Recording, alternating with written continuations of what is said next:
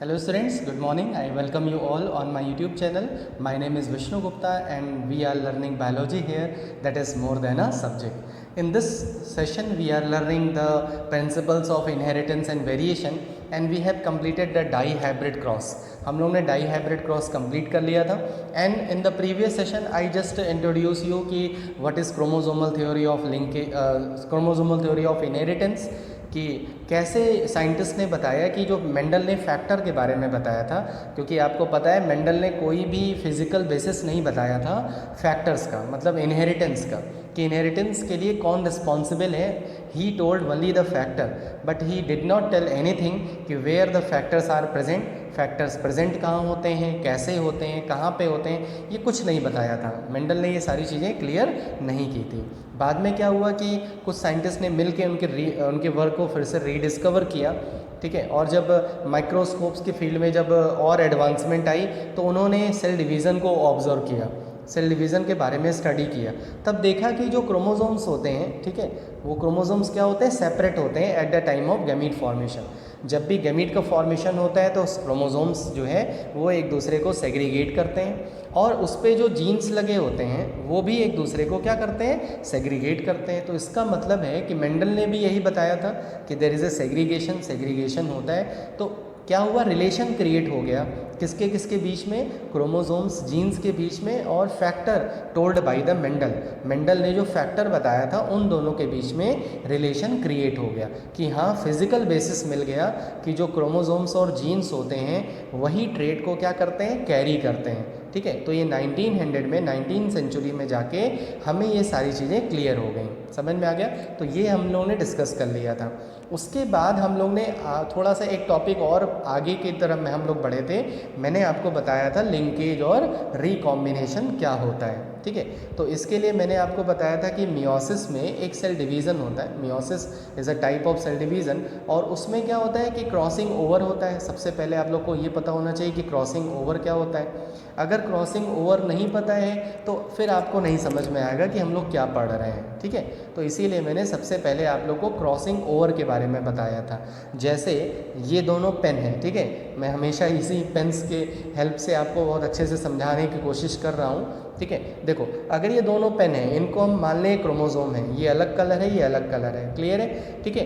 तो मियोसिस में क्या होता है कि दोनों ये जान लो कि ये दोनों होमोलोगस क्रोमोसोम्स हैं, ठीक है, ये दोनों सेपरेट हो जाते हैं. फिर इनके बीच में क्या होता है, रिकॉम्बिनेशन होता है, क्रॉसिंग ओवर होता है. क्रॉसिंग ओवर का मतलब हो गया कि दोनों के बीच में सेगमेंट्स क्या कर रहे हैं, एक्सचेंज हो रहे हैं, क्लियर है, ठीक है. जैसे अगर मैं बताऊं कि ये इसका जो सेगमेंट है वो वीक है, मतलब पूरी तरह से ये बॉन्डेड नहीं है, इसमें जो जीन्स लगे हैं अगर वो बहुत वीकली, बहुत स्ट्रांगली एंगेज नहीं है तो ये निकल के इधर चला जाएगा, ये निकल के इधर चला जाएगा और ये नया रिकॉम्बिनेशन बना लेगा कि नहीं बना लेगा. देखो, यहाँ से निकल के ये इधर चला गया, इसका मतलब ये इसके साथ अटैच हो गया, क्लियर है. और अगर मान लो यही सेम कंडीशन इसकी हो गई तो ये निकल के इधर ऐड हो जाएगा. तो उससे हो क्या रहा है कि रिकॉम्बिनेशन आ रहा है, मतलब क्या हो रहा है, नए ट्रेट आने की पॉसिबिलिटी हो रही है, ठीक है. जैसे मैं आपको थोड़ा सा एग्जांपल दे दे रहा हूँ. जब मेंडल ने डाईहाइब्रिड क्रॉस को परफॉर्म कराया, ठीक है, तो उन्होंने कौन कौन से ट्रेट लिए थे,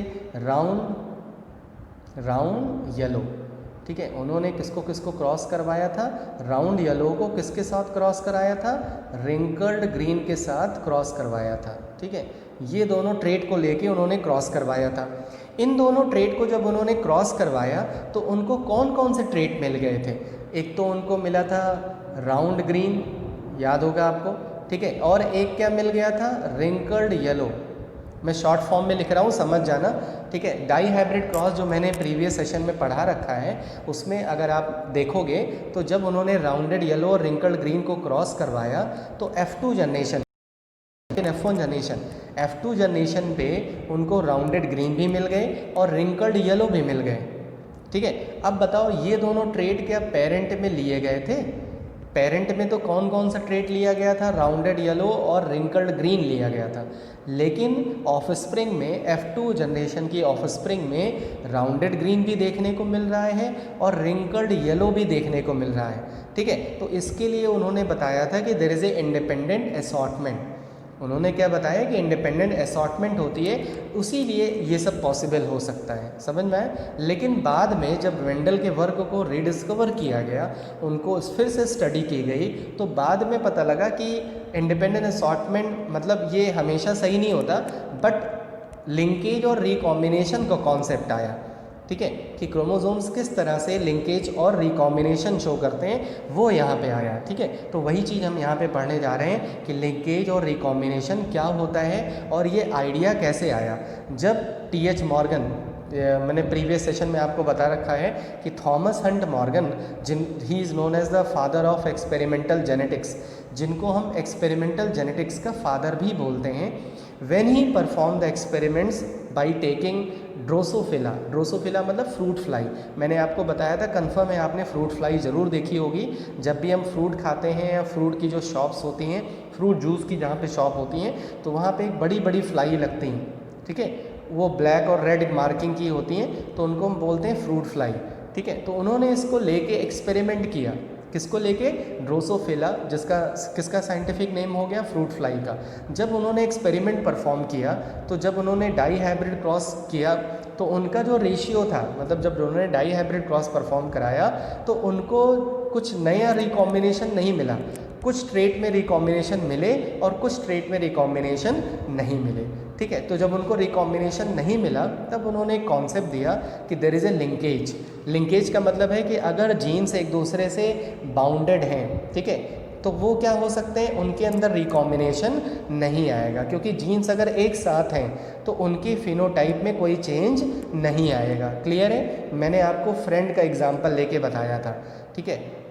मैं आपको फिर से रिपीट इसीलिए बोल कर रहा हूँ ताकि आपको एकदम अच्छे से समझ में आ जाए कि आपका टॉपिक क्या है और आप पढ़ क्या रहे हो। कभी कभी होता है, प्रॉब्लम होती है स्टूडेंट्स को कि वो रिलेट नहीं कर पाते, लिंक नहीं कर पाते, ठीक है। तो मैं इसीलिए बहुत अच्छे से आपको एक एक एग्जांपल लेके बता रहा हूँ। देखो, तो जब मॉर्गन ने एक्सपेरिमेंट किया, डाई हाइब्रिड क्रॉस परफॉर्म कराया, किस पे, ड्रोसोफिला पे, ड्रोसोफिला मतलब फ्रूट फ्लाई पे जब उन्होंने क्रॉस करवाया, तो ये देखा कि कुछ ट्रेट को जब उन्होंने लेके क्रॉस कराया, तो वहाँ पे कोई रिकॉम्बिनेशन नहीं आ रहा है। रिकॉम्बिनेशन मतलब नया ट्रेट, जैसे यहाँ राउंडेड ग्रीन और रिंकल्ड येलो आ गए थे, ठीक है, ये भी नए रिकॉम्बिनेशन है, तो इस तरह से रिकॉम्बिनेशन उनको नहीं मिला, ठीक है। तब उन्होंने बताया कि there is a linkage, linkage होती है, ठीक है। तो मैं लिंकेज आपको फ्रेंड का एग्जाम्पल लेके बता रहा हूँ फिर से। देखो, अगर मान लो दो ग्रुप हैं क्लास में, आपके क्लास में दो ग्रुप हैं, एक तरफ 10 फ्रेंड्स का ग्रुप है और एक तरफ 20 फ्रेंड्स का ग्रुप है, ठीक है। जो 10 फ्रेंड्स हैं, अगर वो एक दूसरे से काफ़ी ज़्यादा बाउंडेड हैं, मतलब एक दूसरे से स्ट्रॉन्ग लिंकेज है, समझ में आए, ठीक है, तो उनके अंदर वेरिएशन नहीं आएगा, वो जहाँ पे भी जाएंगे अपने आप को एक्सप्रेस करेंगे, अपने आप को शो करेंगे, उनके अंदर कोई आपको रिकॉम्बिनेशन देखने को नहीं मिलेगा, ठीक है, वो जैसे हैं वैसे ही रहेंगे। लेकिन वहीं पे अगर 20 जो स्टूडेंट्स हैं, ठीक है, जो एक साथ तो रहते हैं लेकिन उनके बीच में गैप ज़्यादा है, एक साथ होने के बाद भी उनके बीच में गैप ज़्यादा है, गैप इन द सेंस कि डिस्टेंस ज़्यादा है, ठीक है। अब आप इस डिस्टेंस को दूसरी तरह से समझ सकते हो कि उनकी थॉट्स नहीं मिल रही हैं, उनके जो आइडियाज़ हैं वो नहीं मिल रहे हैं, तो उनके बीच में गैप ज़्यादा होता है। तो होता क्या है, उनके अंदर चेंजेस बहुत जल्दी जल्दी आते रहते हैं, कभी वो साथ में रहते हैं, कभी अलग हो जाते हैं, समझ में आए। तो इस तरह से आप को रिलेट कर सकते हो कि कुछ जीन्स जो होते हैं जो एक ही क्रोमोसोम पे प्रेजेंट हैं और उनके बीच में लिंकेज है, ठीक है, उनके बीच में बॉन्डिंग स्ट्रॉन्ग है, मतलब डिस्टेंस कम है, तो उनका वो बार बार जब क्रॉसिंग ओवर में जाएंगे, ठीक है, क्रॉसिंग ओवर मैंने अभी बताया ना कि क्रॉसिंग ओवर क्या होता है, जब दो क्रोमोसोम्स के बीच में सेगमेंट एक्सचेंज होता है, तो ऐसी कंडीशन में वो जीन्स क्रॉसिंग ओवर नहीं शो करेंगे। जब क्रॉसिंग ओवर नहीं शो करेंगे तो रिकॉम्बिनेशन नहीं आएगा। क्लियर है। तो इसी चीज़ को किसने बताया था, ड्रोसोफिला मेलानोगास्टर पे एक्सपेरिमेंट करते हुए मॉर्गन ने इस चीज़ को प्रूफ किया कि there is a linkage and recombination. Clear है। हम उसी टॉपिक को पढ़ने जा रहे हैं। मैंने प्रीवियस सेशन में भी आपको बता दिया था, लेकिन मुझे लगता है कि ये टॉपिक थोड़ा सा कनेक्ट कम हो पाता है, इसलिए मैं बार बार आपको इस टॉपिक के बारे में अच्छे से एक्सप्लेन कर दे रहा हूँ। ठीक है। तो यहाँ पे देखो सारी चीज़ें लिखी हुई हैं कि Morgan worked with fruit flies, उन्होंने फ्रूट फ्लाइज पे वर्क किया जिसका साइंटिफिक नेम क्या था, Drosophila melanogaster, which were found very suitable for genetic studies. ठीक है। क्यों, उसका रीज़न क्या था, अभी मैंने इसके आगे रीज़न भी लगा दिया है कि why he has selected the जिस ड्रोसोफिला, उन्होंने इसी को क्यों सेलेक्ट किया था? ठीक है, ये देखो मैंने रीज़न कल बताया था आपको। ठीक है, प्रीवियस सेशन में मैंने आपको रीज़न बता दिया था कि उन्होंने ड्रोसोफिला को ही क्यों सेलेक्ट किया था। ठीक है, उसके बाद जब उन्होंने एक्सपेरिमेंट किया, ठीक है, जब उन्होंने स्टडी किया, he carried out several dihybrid cross. जैसे मेंडल ने डाई हाइब्रिड क्रॉस परफॉर्म कराया था, मॉर्गन ने भी डाई हाइब्रिड क्रॉस परफॉर्म कराया। जब परफॉर्म कराया तो उनका जो रेशियो था वो डेविएट हो गया, मतलब उनका जो कैलकुलेशन था वो वहाँ से चेंज हो गया। किससे चेंज हो गया? मेंडल के डाई हाइब्रिड क्रॉस के रेशियो से डेविएट हो गया। जब ऐसा हुआ तो उन्होंने चैलेंज किया, मतलब चैलेंज इन द सेंस कि उन्होंने चैलेंज किया किस लॉ को? इंडिपेंडेंट असॉर्टमेंट को। और तब उन्होंने पता लगाने की कोशिश की कि ऐसा क्यों हुआ। ठीक है, तो ऐसा इसलिए हुआ क्योंकि कुछ ट्रेट्स क्या थे? लिंक थे, मतलब वो एक ही क्रोमोसोम पे प्रेजेंट थे और उनके बीच में लिंकेज क्या थी? स्ट्रॉन्ग थी। इसीलिए इनका जो क्रॉस था वो डाई हाइब्रिड क्रॉस से अलग हो गया। क्लियर है? ठीक है, और इन्होंने कौन सा कॉन्सेप्ट दे दिया? लिंकेज का। क्लियर? अब देखो लिंकेज होता क्या है। ठीक है, मैंने आपको फ्रेंड का एग्जांपल लेके बता दिया, क्रॉसिंग ओवर भी बता दिया कि क्रॉसिंग ओवर क्या होता है। ठीक है, अब देखो लिंकेज होता क्या है। एक ही क्रोमोसोम्स पे अगर जीन्स प्रेजेंट हैं, ठीक है, जैसे मान लो ये क्रोमोसोम्स हैं और इसमें जीन्स प्रेजेंट हैं, तो ये जितने भी जीन्स हैं इनको बुलाते हैं लिंक्ड जीन्स। ये जितने भी जीन्स हैं इन सबको लिंक्ड जीन्स बुलाएंगे। क्लियर है? जैसे एक क्लास में अगर मान लो 40 स्टूडेंट्स हैं तो 40 जो स्टूडेंट्स हैं वो लिंक्ड हैं। ठीक है, ठीक है, क्लियर है? तो लिंक्ड है, लेकिन उनके बीच में गैप, किसी के बीच में गैप ज़्यादा है, किसी के बीच में गैप कम है। जिसके बीच में गैप कम है उनका लिंकेज स्ट्रॉन्ग है, जिनके बीच में गैप ज़्यादा है उनका लिंकेज वीक है। क्लियर है? तो ये लिंकेज का मतलब होता है। तो every individual organism possess several heritable characters which are responsible by the innumerable genes. उसके अंदर बहुत सारे कैरेक्टर होते हैं, ठीक है, और उन कैरेक्टर के अंदर बहुत सारे इन्यूमरेबल जीन्स होते हैं। बहुत सारे जीन्स मिलके उस कैरेक्टर को कंट्रोल करते हैं। ठीक है, meiosis, during meiosis the chromosomes move into gamete. जो क्रोमोसोम्स होते हैं वो तो गैमीट में चले जाते हैं। All the genes present on any given chromosomes will segregate, वो सेग्रीगेशन होगा उसका as a group, move together. अगर वो साथ में चला गया तब तो ठीक है, अगर साथ में नहीं गया, अलग अलग हो गया, तब क्या होगा? उसमें रिकॉम्बिनेशन आ जाएगा। वो इसका मतलब उनके अंदर लिंकेज नहीं थी। क्लियर है? समझ में आ गया? तो इस तरह से आप लिंक्ड को समझ सकते हो कि किस तरह से हम लिंकेज को प्रूव कर सकते हैं कि लिंकेज होता है। क्लियर? अब आ जाओ नेक्स्ट पे।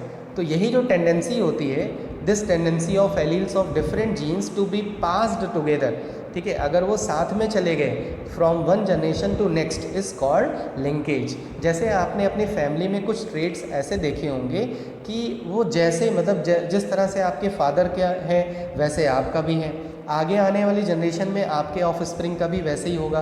तो इसका मतलब है कि वो जीन्स क्या हैं जो उस ट्रेड को कंट्रोल कर रहे हैं, वो जीन्स क्या हैं? लिंक्ड हैं। इसका मतलब है उनके अंदर वेरिएशन ज़्यादा देखने को नहीं मिल रहा है। लेकिन कुछ ट्रेड्स ऐसे होते हैं जो हमारे ग्रैंडफादर में प्रेजेंट थे, ठीक है, उनमें बहुत ज़्यादा चेंज आ गया, वो ट्रेड देखने को नहीं मिल रहे हैं। कहाँ नहीं देखने को मिल रहे हैं? आपके फादर के अंदर। समझ में आए? और वेरिएशन ज़्यादा देखने को मिल रहा है, तो ऐसे ट्रेड कंफर्म है वो लिंक्ड जीन्स नहीं थे। क्लियर है? उनके बीच में लिंकेज वीक थी। क्लियर? तो इस तरह से हम देख सकते हैं कि लिंकेज क्या होता है। जब भी क्रोमोसोम्स सेग्रीगेट होते हैं, मतलब गैमीट के फॉर्मेशन में जब क्रोमोसोम्स अलग होते हैं तो उनके बीच में जो जीन्स लगे हुए हैं अगर वो लिंक्ड हैं तो वो तो साथ में चले जाते हैं, अगर लिंकेज वीक है तो वो अलग अलग हो जाते हैं। अलग अलग हो गए तो क्या होगा? रिकॉम्बिनेशन, मतलब डिफरेंट कॉम्बिनेशन आ जाएगा, और ऐसी कंडीशन में हमें नए ट्रेड देखने को मिल सकते हैं। क्लियर है? ठीक है, तो the genes located on the same chromosome उनको क्या बुलाते हैं? हम लिंक्ड जीन्स बुलाते हैं। ठीक है, और jeans present on the non homologous chromosome, अलग अलग क्रोमोसोम पे प्रेजेंट है। जैसे इसमें ऑरेंज प्रेजेंट है, इसमें ग्रीन प्रेजेंट है, तो ये दोनों क्या है? नॉन होमोलोगस है, ये एक दूसरे से अनलिंक्ड है, ये लिंकेज नहीं है। क्लियर है? और हमेशा याद रखना कि जब भी कोई जीन्स दो अलग अलग क्रोमोसोम पे प्रेजेंट होगा तो उनके बीच में जो रिकॉम्बिनेशन आएगा वो 50% का रिकॉम्बिनेशन आएगा। क्लियर है? कितने परसेंट का रिकॉम्बिनेशन आएगा? 50% का रिकॉम्बिनेशन आएगा। ठीक है, कैसे 50% का रिकॉम्बिनेशन आएगा ये मैं बताने जा रहा हूँ, बहुत ध्यान से समझना। ठीक है, देखो जब भी हमें कभी भी रिकॉम्बिनेशन की फ्रीक्वेंसी निकालनी हो तो हम टेस्ट क्रॉस परफॉर्म करा लेते हैं। ठीक है, आप भी कोई भी अगर किसी भी क्रॉस में रिकॉम्बिनेशन की फ्रीक्वेंसी निकालनी है कि कितने रिकॉम्बिनेशन आ रहे हैं, तो आप क्या करा सकते हो? टेस्ट क्रॉस परफॉर्म करा सकते हो। ठीक है, देखो जैसे डाई हाइब्रिड क्रॉस में, ठीक है, जब डाई हाइब्रिड क्रॉस परफॉर्म किया गया था तो F1 जनरेशन में कौन से प्लांट आए थे? Capital R, small R, capital Y, small Y. ठीक है, आपको पता है ना कि F1 जनरेशन में इस टाइप की, इस जीनोटाइप के प्लांट्स प्रोड्यूस हुए थे। क्लियर है? ठीक है, अगर आपको पता लगाना है कि ये रिकॉम्बिनेशन कितने आ सकते हैं रिकॉम्बिनेशन, या उनकी फ्रीक्वेंसी कितनी है, परसेंटेज कितना है, तो देखो क्या करा सकते हैं। इस प्लांट को, क्लियर हो गया? F1 जनरेशन में किस टाइप के प्लांट्स आए थे? राउंडेड येलो, ठीक है, लेकिन वो हेट्रोजाइगस थे, मतलब हाइब्रिड थे। क्लियर? ठीक है, अगर अब हमें क्या पता लगाने जा रहे हैं कि रिकॉम्बिनेशन कितने परसेंट में आएगा। अगर नहीं आएगा तो ठीक है, अगर आएगा तो कितना परसेंट होगा। क्लियर? ठीक है, बहुत ध्यान से समझो कि मैं बताने जा रहा हूँ प्रैक्टिकल बेस्ड आपको। ठीक है, देखो अगर हम इसमें क्या कर सकते हैं, small R, capital Y, small Y, इसको इसके रिसेसिव पेरेंट से क्रॉस करा दें। और आप सब लोग को पता होगा कि रिसेसिव पेरेंट इसका क्या है? इसका रिसेसिव पेरेंट होता है small R, small R, small Y, small Y. This is the recessive parent. Clear है सबको? क्योंकि रिंकल्ड ग्रीन इसका रिसेसिव पेरेंट था। ठीक है, और डोमिनेंट पेरेंट कौन था? Rounded yellow. क्लियर? तो इसके रिसेसिव पेरेंट से अगर क्रॉस करवा देंगे तो यही क्या है? This is a type of test cross. इसी को हम क्या बुलाते हैं? टेस्ट क्रॉस बुलाते हैं। क्लियर है? अब ये कितने टाइप के गैमीट बनाएगा? 4 टाइप के गैमीट बनाएगा। ठीक है, क्लियर है? तो ये आपस में कितने टाइप के कॉम्बिनेशन बनाएंगे? 4। मैंने आपको सिखा रखा है कि आप कॉम्बिनेशन कैसे बना सकते हो। और ये कितने टाइप के कॉम्बिनेशन बनाएगा? केवल एक। ठीक है, बस केवल स्मॉल आर, स्मॉल वाई, बस, और कोई कॉम्बिनेशन नहीं बनाएगा। क्लियर है? अब देखो मैं तुम्हें बताने जा रहा हूँ कि कैसे हम रिकॉम्बिनेशन की फ्रीक्वेंसी कैलकुलेट कर सकते हैं। जैसे बहुत ध्यान से समझना। देखो हम जा रहे हैं टेस्ट क्रॉस। ठीक है, अभी मैंने F1 जनरेशन के जो प्लांट थे उसको लिख लिया था। ठीक है, अब उसको हम यहाँ पे उसके गैमीट्स को लिख लेंगे और क्रॉस करवाएंगे। ठीक है, देखो कितने टाइप के गैमीट मिले थे? 4। एक मिला था कैपिटल आर, कैपिटल वाई, एक मिला था कैपिटल आर, स्मॉल वाई, एक मिला था capital R, small R, capital Y, और चौथा क्या मिला था? Small R, small Y. ये कितने टाइप के गैमीट मिले थे? 4। और जो उसका रिसेसिव पेरेंट है वो कितने टाइप के गैमीट बना रहा है? केवल एक, that is small R, small Y. Clear है? समझ में आ गया? तो ये हम क्या करवाने जा रहे हैं? Test cross. टेस्ट क्रॉस में हमेशा F1 जनरेशन के ऑफस्प्रिंग को किससे क्रॉस करवाते हैं? उसके रिसेसिव पेरेंट से क्रॉस करवाते हैं। क्लियर है? और उसमें जो रेशियो आएगा उसी के बेसिस पे हम रिकॉम्बिनेशन का फ्रीक्वेंसी निकाल सकते हैं। बहुत ध्यान से समझो। देखो अब इसमें हम क्रॉस करवा रहे हैं। अब बताओ ये वाला गैमीट जब इस वाले गैमीट से क्रॉस करेगा तो capital R, small R, capital Y, small Y. अब बताओ ये क्या आएंगे? ये आएंगे राउंडेड येलो। क्लियर है? ये कौन सा ट्रेट आ रहा है? राउंडेड येलो आ रहा है। उसके बाद जब कैपिटल आर, स्मॉल आर, थोड़ा सा मैं यहाँ पे कलर दूसरा ले लेता हूँ, ठीक है, जिससे आपको क्लियर हो जाएगा। एक मिनट, ये देखो यहाँ पे क्या आ रहा है? Capital R, small Y, small Y. ठीक है, जब ये वाला गैमीट इस वाले गैमीट से फर्टिलाइज कर रहा है तो क्या आ रहा है? Capital R, small Y, small Y. तो अगर इसको देखो तो ये राउंडेड ग्रीन होंगे। तुम देख सकते हो यहाँ पे एक कैपिटल आर प्रेजेंट है, इसका मतलब राउंड होगा, और 2 स्मॉल वाई प्रेजेंट है, ये ग्रीन को रिप्रेजेंट करते हैं। तो ये कौन सा ट्रेट आ जाएगा? राउंडेड होगा लेकिन ग्रीन होगा। समझ में आया? अच्छा बताओ, आपने पेरेंट में राउंडेड ग्रीन लिया था कि रिंकल्ड ग्रीन लिया था? हमने रिंकल्ड ग्रीन लिया था, राउंडेड ग्रीन नहीं लिया था। तो ये बताओ रिकॉम्बिनेंट है कि नहीं है? आर से मतलब रिकॉम्बिनेंट है। क्लियर है? उसके बाद ये वाला गैमीट जब इससे क्रॉस करेगा तो देखो इसका मैं भी कलर चेंज कर दे रहा हूँ, ठीक है, वायलेट ले रहा हूँ। देखो small R, capital Y, small Y. तो अब बताओ ये कौन सा ट्रेट हो जाएगा? ये हो जाएगा रिंकल्ड। रिंकल्ड येलो हो जाएगा। क्या आपने पेरेंट के अंदर रिंकल्ड येलो लिया था? नहीं लिया था, ठीक है। आपने क्या लिया था? राउंडेड येलो लिया था, रिंकल्ड येलो नहीं लिया था। तो ये भी क्या आ गया? ये भी रिकॉम्बिनेशन आ गया, ये भी नया ट्रेट है, ठीक है। इस ट्रेट की एक्सपेक्टेशन आपने नहीं की थी। और ये लास्ट वाला क्या है? लास्ट वाला तो वही है, रिंकल्ड ग्रीन, ठीक है। तो इसका मतलब है दो ट्रेट ऐसे कितने क्या आ गए? रिकॉम्बिनेशन आ गया, मतलब दो ट्रेट नए मिल रहे हैं आपको। कौन कौन से ट्रेट मिल रहे हैं? एक राउंडेड ग्रीन मिल रहा है और दूसरा क्या मिल रहा है? रिंकल्ड येलो मिल रहा है। क्लियर है? तो अगर हम टोटल ऑफ स्प्रिंग काउंट करें तो कितने हैं? 1 2 3 4 ऑफ स्प्रिंग हैं। इन 4 ऑफ स्प्रिंग में से रिकॉम्बिनेंट कितने आ रहे हैं, मतलब नए कितने आ रहे हैं? 2। नए का मतलब क्या हो गया कि उन ट्रेड को आपने पेरेंट के अंदर नहीं लिया था। समझ में आया? ठीक है, आपने पेरेंट में राउंडेड येलो लिया था, रिंकल्ड ग्रीन लिया था, ठीक है। लेकिन आपको ऑफ स्प्रिंग के अंदर कौन कौन से ट्रेड देखने को मिल रहे हैं?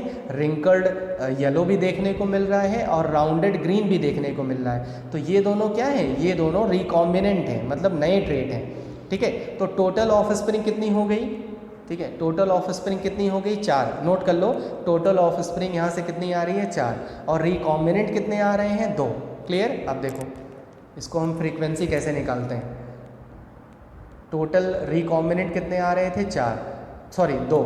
और टोटल प्रोजेनी कितनी आ रही है? 4। इसको हम इस तरह से कैलकुलेट कर सकते हैं। अब अगर आप इसको सॉल्व करोगे, ठीक है, तो ये आ जाएगा 50%। इसका मतलब है यहाँ पे रिकॉम्बिनेशन कितना परसेंट आ रहा है? 50%।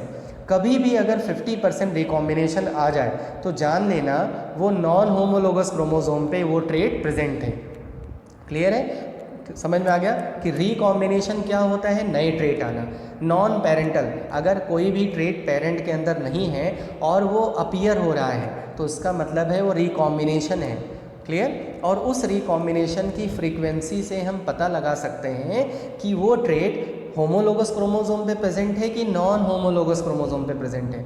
कभी भी अगर किसी भी ट्रेट का जो परसेंटेज है, रिकॉम्बिनेशन का जो परसेंटेज है, अगर वो 50% आ जाए तो जान लेना वो ट्रेट नॉन होमोलोगस क्रोमोसोम पे प्रेजेंट था, ठीक है। मतलब अलग अलग क्रोमोसोम पे प्रेजेंट था, एक क्रोमोसोम पे प्रेजेंट नहीं था। समझ में आ गई बात? ठीक है, तो इसीलिए यहाँ पे लिख रखा है मैंने, देखो कि ये genes present on the non homologous chromosomes are unlinked, वो अनलिंक्ड होते हैं, ठीक है। और इसीलिए उनमें जो रिकॉम्बिनेशन की जो परसेंटेज आती है वो कितनी आती है? 50%। फ्रीक्वेंसी कितनी आ गई? 50%। अब आपको कैलकुलेट करना भी आ गया, ठीक है, कि कैलकुलेशन आप कर सकते हो। कोई भी क्रॉस दे दिया जाए और उसमें पूछा जाए कि इसमें रिकॉम्बिनेशन आ रहा है कि नहीं आ रहा है, हो सकता है ना आ रहा हो। जैसे टॉल एंड डॉफ को क्रॉस कराने पे कोई भी रिकॉम्बिनेशन नहीं आया था, ठीक है, तो वहाँ ठीक है, वहाँ पे जीन्स क्या थे? लिंक थे। लेकिन यहाँ पे जीन्स क्या है? क्योंकि रिकॉम्बिनेशन आ रहा है इसलिए जीन्स क्या है? अनलिंक्ड हैं। क्लियर है? तो जीन्स अनलिंक हैं। समझ में आ गई बात कि नहीं? ठीक है, तो अगर जीन्स अनलिंक हैं तो उनके बीच में रिकॉम्बिनेशन कितना आ रहा है? 50% रिकॉम्बिनेशन आ रहा है। ये मैंने आपको सिखा दिया कि आप कैसे कैलकुलेट कर सकते हो। क्लियर है? ठीक है, तो लिंकेज और रिकॉम्बिनेशन का कॉन्सेप्ट थोड़ा थोड़ा समझ में आ गया कि लिंकेज क्या होते हैं। अगर जीन्स एक ही क्रोमोसोम पे प्रेजेंट होते हैं तो उनके बीच में रिकॉम्बिनेशन आने के चांसेस कम होते हैं, ठीक है। और उनके बीच में अगर स्ट्रॉन्ग है, अगर उनके बीच में गैप कम है, तब तो रिकॉम्बिनेशन आएगा ही नहीं। समझ में आया? तब रिकॉम्बिनेशन आने के कोई चांसेस नहीं होंगे। क्लियर है? ठीक है, इसी चीज़ को किसने ऑब्जर्व किया था? ड्रोसोफिला मेलानोगास्टर पे जब एक्सपेरिमेंट किया किसने? टी.एच. मॉर्गन ने, तब उन्होंने इस चीज़ को ऑब्जर्व किया था, ठीक है। तो ये हो गया इसके बारे में। क्लियर? अब आ जाते हैं हम आगे कि इनका जो मतलब पॉइंट्स थे वो कौन कौन से पॉइंट्स थे। पहला, linked genes are which stay together. जो लिंक जीन्स होते हैं वो क्या होते हैं? वो एक साथ रहते हैं फ्रॉम जनरेशन टू जनरेशन, इसीलिए उनके अंदर चेंजेस नहीं आते हैं। मतलब वो जो जीन्स होंगे उनकी वजह से वेरिएशन नहीं आएगा। उसके बाद linked genes occur on the same chromosome, याद रखना हमेशा जीन्स एक ही क्रोमोसोम पे प्रेजेंट होंगे तभी उनको लिंक्ड जीन्स बुलाएंगे, अदरवाइज वो लिंक्ड जीन्स नहीं होंगे। Genes are arrange in a linear fashion, हमेशा जो जीन्स होंगे वो लीनियर फैशन में होंगे। लीनियर मतलब एक लाइन में होंगे, ठीक है। ये नहीं होगा कोई जीन यहाँ है कोई जीन वहाँ है, ऐसा नहीं होगा। Each gene occupy a specific place, हर एक जीन की एक स्पेसिफिक प्लेस होती है, क्लियर, ठीक है। उसके बाद genes tend to maintain original parental combination, जैसे अगर टॉल एंड डॉफ है तो उसके कॉम्बिनेशन को मेंटेन करेगा। हमारे पेरेंट के अंदर जो भी ट्रेट है उसको हमारे अंदर मेंटेन करेगा कौन, लिंक्ड जीन्स। ऐसे जीन्स जो ओरिजिनल कॉम्बिनेशन को मेंटेन करते हैं, ठीक है। अगर मान लो उनके अंदर क्रॉसिंग ओवर हो जाए तब तो वो मेंटेन नहीं कर पाएंगे, तब तो उनके अंदर क्या आएगा, वेरिएशन आएगा। क्लियर है। Crossing over occurs due to weakening, अगर उनके बीच में जो लिंक्ड है, लिंकेज है, अगर वो वीक हो जाए तो ऐसी कंडीशन में उनके बीच में क्रॉसिंग ओवर होगा, और अगर क्रॉसिंग ओवर हुआ तो रिकॉम्बिनेशन जरूर आएगा, मतलब नॉन पेरेंटल ट्रेट जरूर आएगा। क्लियर है, ठीक है। Strength of the linkage between two genes depend on the distance, अगर डिस्टेंस बहुत कम है तो उनके बीच में लिंकेज स्ट्रांग होगी, और अगर डिस्टेंस ज़्यादा है तो उनके बीच में लिंकेज वीक होगी, और ऐसी कंडीशन में रिकॉम्बिनेशन ज़्यादा आएंगे। तो ये सारे पॉइंट्स किसने बताए थे, टी.एच. मॉर्गन ने बताए थे, ठीक है। तो उन्होंने बताया था कि क्रोमोसोमल थ्योरी ऑफ लिंकेज, कि किस तरह से क्रोमोसोम्स पे जीन्स प्रेजेंट होते हैं और वो किस तरह से लिंक्ड होते हैं। क्लियर है, ठीक है, समझ में आ गया होगा, कोई प्रॉब्लम नहीं है। अब आ जाओ, आपके बुक में एक डायग्राम बना है लिंकेज और रिकॉम्बिनेशन का, ठीक है। ये इस तरह से, ये मैं थोड़ा सा जूम करके आपको दिखा दूँ, जब एनसीईआरटी देखोगे ना तो आपको नज़र आएगा। एनसीईआरटी में इस तरह का कुछ चार्ट बना हुआ है, तुम यहाँ पे देखो, अगर पेरेंटल में कौन कौन से ट्रेट लिए गए थे, येलो वाइट और वाइल्ड टाइप, बहुत ध्यान से देखो कौन कौन से ट्रेट लिए गए थे ड्रोसोफिला में, येलो वाइट और वाइल्ड टाइप। जब येलो वाइट और वाइल्ड टाइप को क्रॉस करवाया गया F1 जनरेशन में तो वाइल्ड टाइप और येलो वाइट आए। जब इन्होंने गैमीट बनाया, जब इनसे गैमीट का फॉर्मेशन हुआ तो देख सकते हो wild type, yellow white, white और येलो, तो वाइट और येलो क्या हो गए, अलग हो गए। वाइट और येलो, इसका मतलब है कि जो वाइट और येलो हैं उनके बीच में लिंकेज जो है वो थोड़ी सी वीक है, लेकिन बहुत ज़्यादा वीक नहीं है, क्योंकि रिकॉम्बिनेशन देखो कितना आ रहा है, केवल 1.3 रिकॉम्बिनेशन आ रहा है। और आपको मैंने अभी बताया कि आप रिकॉम्बिनेशन कैसे कैलकुलेट कर सकते हो। क्लियर है, ठीक है। तो इनके बीच में जो रिकॉम्बिनेशन आ रहा है वो कितना आ रहा है, केवल 1.3%। तो बताओ ये जीन्स लिंक्ड हैं कि नहीं है, हैं, ठीक है, लेकिन इनके बीच में लिंकेज थोड़ी सी वीक है। क्लियर है, समझ में आ गया। अब नेक्स्ट एग्जांपल देखो, नेक्स्ट इन्होंने एक और आपके एनसीईआरटी में बना हुआ है ये वाला, यहाँ पे इन्होंने लिया वाइट मिनिएचर और वाइल्ड टाइप, दो ट्रेट लिए, ठीक है, वाइट मिनिएचर और वाइल्ड टाइप। जब इनको लेके क्रॉस करवाया, ठीक है, तो वाइल्ड टाइप और वाइट मिनिएचर यही दोनों आने चाहिए, लेकिन देखो मिनिएचर भी आया और वाइट, दो नए ट्रेट आ गए, वाइट अलग आ गया, मिनिएचर अलग आ गए, और इनके बीच में रिकॉम्बिनेशन 37.2%। अब बताओ रिकॉम्बिनेशन बढ़ गया कि नहीं बढ़ गया, रिकॉम्बिनेशन कितना पहुंच गया, 37.2। इसका मतलब है कि येलो वाइट के कंपेयर में वाइट मिनिएचर का जो जीन्स का जो लिंकेज है वो वीक है। समझ में आया। अगर लिंकेज वीक है तो रिकॉम्बिनेशन क्या आएगा, ज़्यादा आएगा। और अगर 50% पहुंच गया तो जान लो जीन्स लिंक्ड नहीं है, तब तो वो अनलिंक्ड है, मतलब अलग अलग क्रोमोसोम पे प्रेजेंट है। क्लियर है। अगर 50% रिकॉम्बिनेशन से कम आ रहा है तो ऐसी कंडीशन में जो जीन्स हैं वो लिंक्ड हैं, लेकिन उनके बीच में डिस्टेंस क्या है, ज़्यादा है। लेकिन अगर 50% आ गया तो वो जीन्स लिंक नहीं है, वो अनलिंक्ड जीन्स हैं। क्लियर है, ठीक है। और अगर रिकॉम्बिनेशन ना आया, अगर कोई भी रिकॉम्बिनेशन देखने को नहीं मिल रहा है, इसका मतलब है वो टाइटली लिंक्ड है, उनके बीच में कोई रिकॉम्बिनेशन देखने को नहीं मिल रहा है। तो तीन कंडीशन हो सकती है। पहला, या तो पूरी तरह से लिंकेज होगा तो रिकॉम्बिनेशन नहीं आएगा, ठीक है। अगर लिंकेज वीक है, ठीक है, तो रिकॉम्बिनेशन थोड़ा बहुत आ सकता है। अगर लिंकेज बहुत ज़्यादा वीक है तो रिकॉम्बिनेशन बढ़ेगा। और अगर लिंकेज है ही नहीं, अलग अलग क्रोमोसोम पे प्रेजेंट है, तो ऐसी कंडीशन में रिकॉम्बिनेशन कितना आने के चांसेस रहेंगे, 50%। ठीक है। तो जब भी 50% रिकॉम्बिनेशन आ जाए तो जान लेना जीन्स लिंकेज नहीं थे, मतलब उनके बीच में लिंकेज नहीं था, वो डिफरेंट क्रोमोसोम पे प्रेजेंट थे।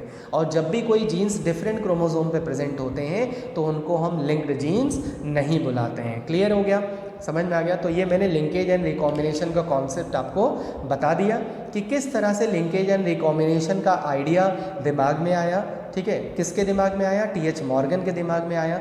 ठीक है, क्लियर हो गया। मैंने आपको अभी एनसीईआरटी के बाहर कुछ नहीं बताया है, जो एनसीईआरटी में दिया है वही बताया है।